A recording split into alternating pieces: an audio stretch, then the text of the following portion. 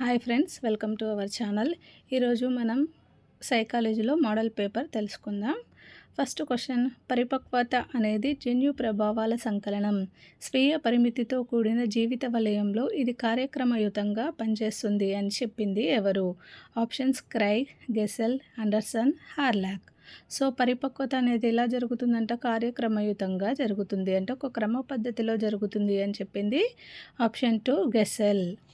Next question, క్రింది వానిలో సరికాని వాక్యాన్ని ఎంపిక చేయండి. ఫస్ట్, వికాసం అవిచ్ఛిన్నంగా సాగుతుంది. సెకండ్, వికాసాన్ని ప్రాగుక్తరించలేము. థర్డ్, వికాసం సంచితమైనది.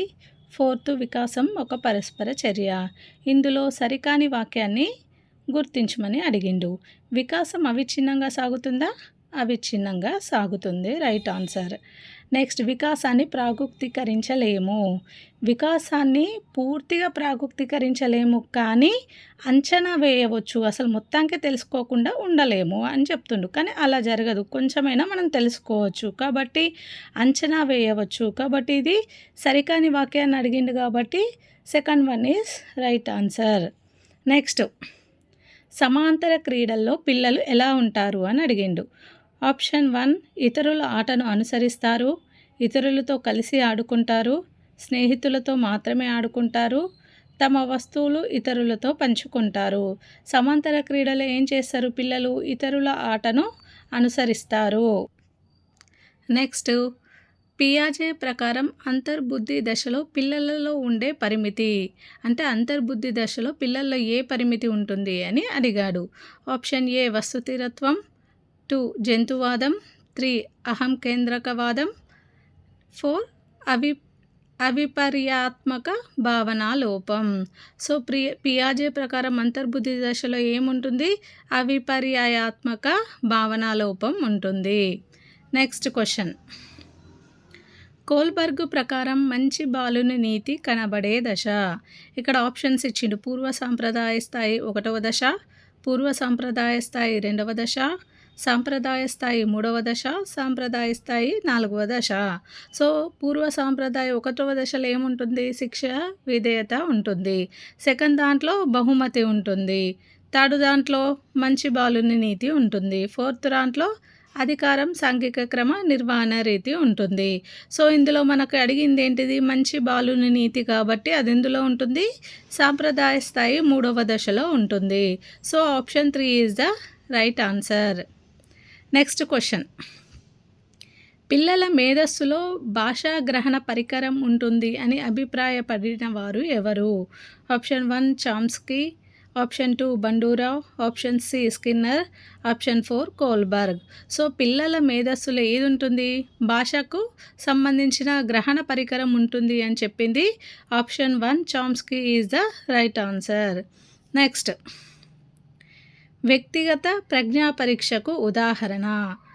ఆప్షన్ 1 ఆర్మీ ఆల్ఫా పరీక్ష, ఆర్మీ బీటా పరీక్ష, Raven standard progressive matrices, Wechsler intelligence scale for children. So వ్యక్తిగత ప్రజ్ఞా పరీక్షకు అంటే వ్యక్తిగత అంటే ఒక్కొక్కరికి మాత్రమే ప్రజ్ఞా పరీక్షలు నిర్వహిస్తారు. వాటిని వ్యక్తిగత ప్రజ్ఞా పరీక్షలు అని పిలుస్తారు. ఆ వ్యక్తిగత ప్రజ్ఞా పరీక్షలకు ఎగ్జాంపుల్ ఏంటిది? Wechsler intelligence scale for children. Next question, differential aptitude టెస్టులోని ఉప పరీక్షల సంఖ్య ఎన్ని ఉంటాయి? 8 ఉంటాయి నాన్న. డిఫరెన్షియల్ యాప్టిట్యూడ్ టెస్టులోని ఉప పరీక్షల సంఖ్య 8. నెక్స్ట్ క్వశ్చన్, దీనిని ప్రధాన గ్రంథిగా వ్యవహరిస్తారు. అవటు గ్రంథి, పీయూష గ్రంథి, అధివుక్క గ్రంథి, పార్శ్వ అవటు గ్రంథి. దేనిని ప్రధాన గ్రంథిగా వ్యవహరిస్తారు? పీయూష గ్రంథిని ప్రధాన గ్రంథిగా పరిగణిస్తారు. నెక్స్ట్ క్వశ్చన్, గణేష్కి పాఠశాలకు వెళ్ళాలని ఉంది, అంటే ఇష్టం ఉంది. ఇష్టం ఉంటే ఏంటిది? ఉపగమ. అదే సమయంలో ఇంటి వద్ద ఆడుకోవాలని ఉంది, అంటే రెండు కూడా ఇష్టమైనవే ఉన్నాయి. కాబట్టి గణేష్లో జరిగే సంఘర్షణ ఏమవుతుంది? ఆప్షన్స్ ఉపగమ, పరిహార, ఉపగమ పరిహార, ఉపగమ పరిహార.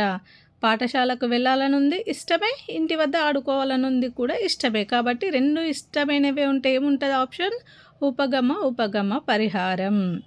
నెక్స్ట్ క్వశ్చన్, ప్రయోగ పద్ధతి గురించి సరికాని ప్రవచనం అంటే ప్రయోగ పద్ధతిలో ఏది సరికాదు అని అడిగాడు. నెక్స్ట్ ఫస్ట్ ప్రయోగ ఫలితాలను మరలా నిరూపించవచ్చు. సెకండ్ ఈ పద్ధతిలో వస్తునిష్టత తక్కువ.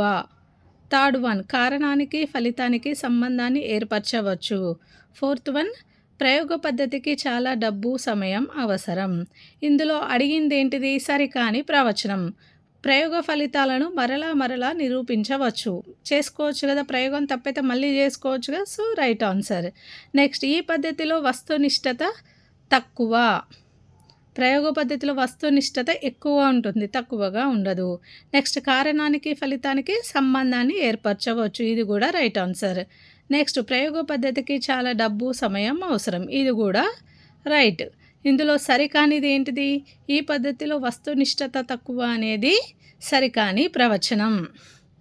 నెక్స్ట్ ఇంటర్వ్యూకి వెళ్ళిన వ్యక్తి సమాధానాలు చెప్పలేక చిన్నపిల్లల్లా ఏడవడం ప్రారంభించాడు. ఇక్కడ రక్షక తంత్రం ఏంటిది?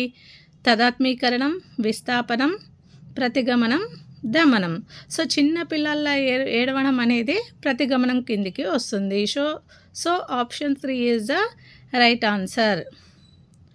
Next question. వుడ్ అనే పదం పలకటం నేర్చుకున్న విద్యార్థి కుడ్ అనే పదం పలకడం నేర్చుకున్నప్పుడు ఉండే అభ్యసన బదలాయింపు రకం. ఆప్షన్ 1 అనుకూల, 2 ప్రతికూల, 3 శూన్య, డి ద్విపార్ష. సో వుడ్ కుడ్ యూజ్ అవుతుందా లేదా నేర్చుకోవడప్పుడు? యూజ్ అవుతుంది. కాబట్టి ఇక్కడ ఆన్సర్ ఏమొస్తుంది? అనుకూల బదలాయింపు. Option 1 is the right answer. Next గత అభ్యసనం ప్రస్తుత అభ్యసన విషయాల పునఃస్మరణకు అవరోధంగా ఉంటే అది అంటే గతంది ముందు నేర్చుకున్నది కొత్తగా నేర్చుకున్న దానికి అవరోధంగా ఉంటే ఏమవుతుంది?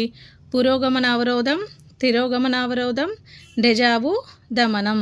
సో గత అభ్యసనం ప్రస్తుత దానికి అడ్డంకుగా వస్తే దానిని ఏమంటారు?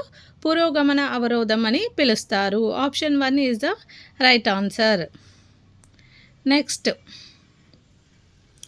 ఆనంద్ ఒక సంస్కృత శ్లోకాన్ని గంటన్నర సేపు చదివి నేర్చుకున్నాడు. 1 నెల తర్వాత అదే శ్లోకాన్ని తిరిగి నేర్చుకోమనగా ఈసారి అతను 72 నిమిషాల్లోనే నేర్చుకోగలిగాడు. అయినా అతని పొదుపు గణన ఎంత? ఇక్కడ అసలు ప్రయత్నాలు ఎన్నున్నాయి? అసలు ప్రయత్నాలు గంటన్నర సేపు. గంటన్నర అంటే ఎంత? 60 నిమిషాలు ప్లస్ 30 మినిట్స్ అంటే మొత్తం ఎంత? 90 మినిట్స్. సో 90 మైనస్ ఇవేమో 90 అనేది అసలు ప్రయత్నాలు మైనస్ పునరభ్యసన ప్రయత్నాలు ఎంత ఉన్నాయి? 72 డివైడెడ్ బై అసలు ప్రయత్నాలు 90 ఇంటూ 100 చేస్తే ఎంత వస్తుంది? 20% వస్తుంది. Answer is the first one is right. Next question. క్రింది వానిలో గౌణ అవసరం కానిది. ఆప్షన్ 1 ఇల్లు, ఆప్షన్ 2 విద్య, ఆప్షన్ సి నిద్ర, ఆప్షన్ డి దుస్తులు. ఇక్కడ పైన ఇచ్చాను చూడండి. ఆహారం, నీరు, విశ్రాంతి అనేది ప్రాథమిక అవసరం. డబ్బులు, మార్క్స్, పాయింట్స్ అనేవి గౌణ అవసరాలు. చిరునవ్వు, పొగడ్త, కౌగిలింత ఇవన్నీ కూడా సాంఘిక అవసరాలు. ఇందులో గౌణ అవసరం కానిది ఏంటిది? నిద్ర అనేది గౌణ అవసరం కాదు. కాబట్టి option 3 is the right answer. Next అంటే ఇక్కడ నిద్ర అనేది దేని కిందికి వస్తుందన్న ప్రాథమిక అవసరం కిందికి వస్తుంది. నెక్స్ట్ క్రింది వానిలో జ్ఞానాత్మక రంగానికి చెందనిది. ఆప్షన్ 1 అన్వయం, ఆప్షన్ 2 విశ్లేషణ, ఆప్షన్ 3 సునిశ్చితత్వం, ఆప్షన్ 4 మూల్యాంకనం. ఇందులో జ్ఞానాత్మక రంగానికి చెందినది సునిశ్చితత్వం. 3 ఈజ్ ద రైట్ ఆన్సర్.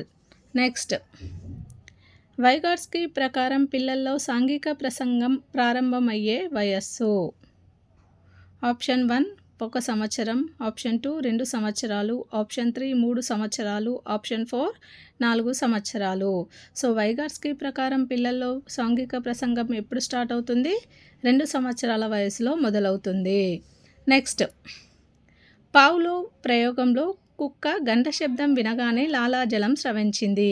ఇక్కడ కుక్క లాలాజలం స్రవించడం అనేది నిబంధిత ఉద్దీపన, నిర్నిబంధిత ఉద్దీపన, నిబంధిత ప్రతిస్పందన, నిర్నిబంధిత ప్రతిస్పందన.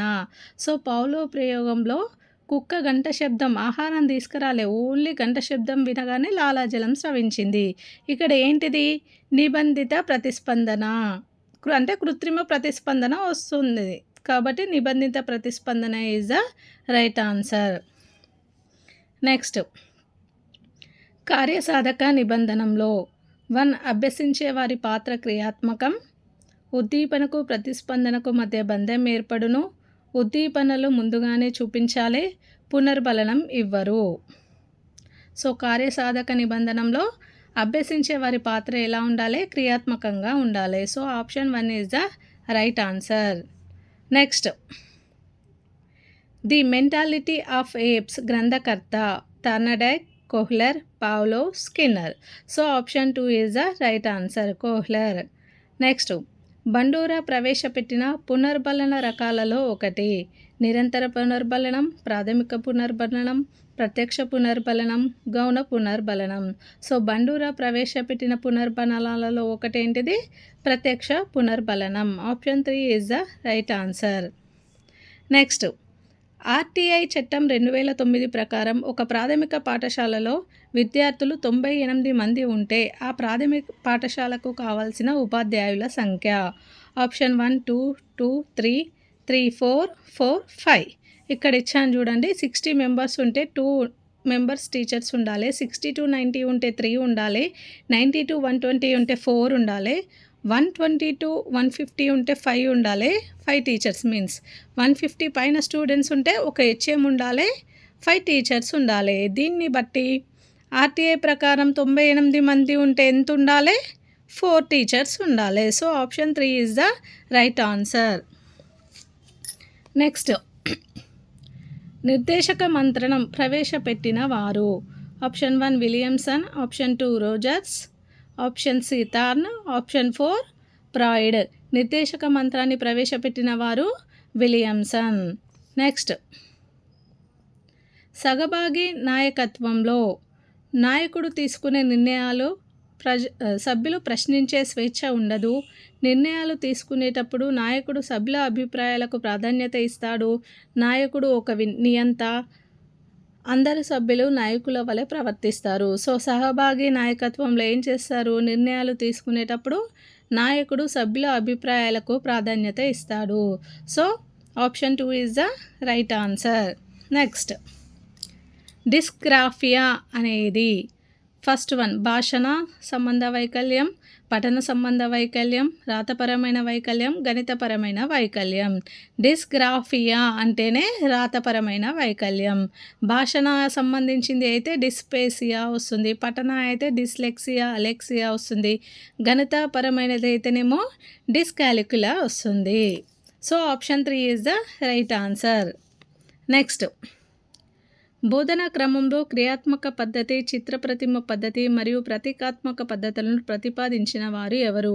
Option 1 Skinner, option 2 Bruner, option 3 పియాజే, ఆప్షన్ 4 బ్లూమ్. సో బోధనా పద్ధతిలో క్రియాత్మక పద్ధతి, చిత్రప్రతిమ పద్ధతి, ప్రతీకాత్మక పద్ధతులను ప్రవేశపెట్టిన వారు Bruner. Option 2 is the right answer. Next, ప్రకల్పన పద్ధతిలో మొదటి సోపానం ఆప్షన్ 1 పరిస్థితిని కల్పించడం, వ్యూహరచన, అమలుపరచడం, మూల్యాంకనం. ప్రకల్పన పద్ధతిలో మొదటి సోపానం ఏంటిది? ఫస్ట్ ఆ పరిస్థితిని మనం కల్పించాలి. So option 1 is the right answer. Next, NCF 2005లో 2వ అధ్యాయం దీని గురించి తెలుపుతుంది. అభ్యసనం, జ్ఞానం, పాఠశాల తరగతి వాతావరణం, సంస్థాగత సంస్కరణలు, విద్యా ప్రణాళిక. సో ఎన్సిఎఫ్ 2005 2వ అధ్యాయం దేని గురించి తెలుపుతుంది? అభ్యసనం మరియు జ్ఞానానికి సంబంధించింది తెలుపుతుంది. సో లాస్ట్ 1, ప్రక్షేపిత ఉపకరణానికి ఉదాహరణ చలనచిత్రాలు, బులెటిన్ బోర్డ్, చార్ట్, నల్ల బోర్డు. సో ప్రక్షేపిత ఉపకరణానికి ఉదాహరణ చలనచిత్రాలు. ఈ వీడియో కనుక మీకు నచ్చినట్లయితే లైక్ చేయండి, షేర్ చేయండి అండ్ సబ్స్క్రైబ్ చేయండి. Thanks for watching.